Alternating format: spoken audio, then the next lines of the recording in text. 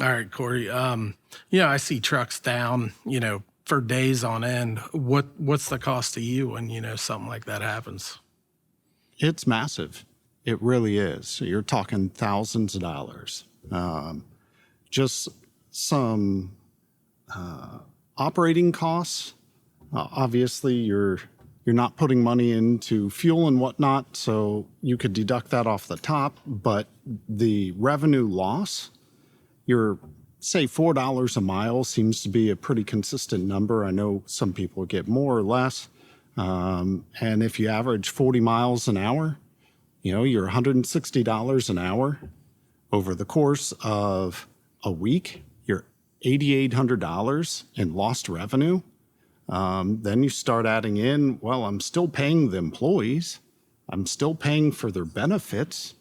The costs just skyrocket when a truck's not out making money. Yeah. It's just a staggering amount. And that, you look at insurance, it's 10 grand a year or more per truck. So you're paying all these enormous expenses, thousands and thousands and thousands of dollars for downtime. And that doesn't even include the cost of the actual maintenance or parts. Yeah. So it's really hard to put an exact number on it.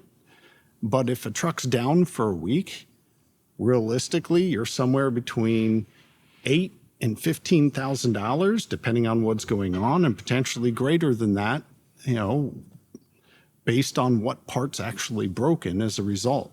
And what I hear you continually telling me that most of that's the result of my lack of effort to keep the truck up and do proper maintenance. Oh, for sure. Yeah, you do your preventative maintenance, and you're not losing 15 grand. It's one of them things. It's do the preventative maintenance, hit us up for a day. We got your truck in here, we'll knock it out, and we take care of you. It's one of the things we try to do. Take care of the customer. So yeah. Well, it helps a lot when you can turn them quick like that. That really limits the amount of money I've got to spend with the truck down. Yeah, so. And I don't want to keep your truck down. I want to get you out making money because then you're going to come back the next time. It's if we can get it in, get it out. You're going to tell your friend, and they're going to come see us too. It's one of them things. Find a trustworthy mechanic that does his job right, and it takes everybody in the end is, happy. That's what we want to do,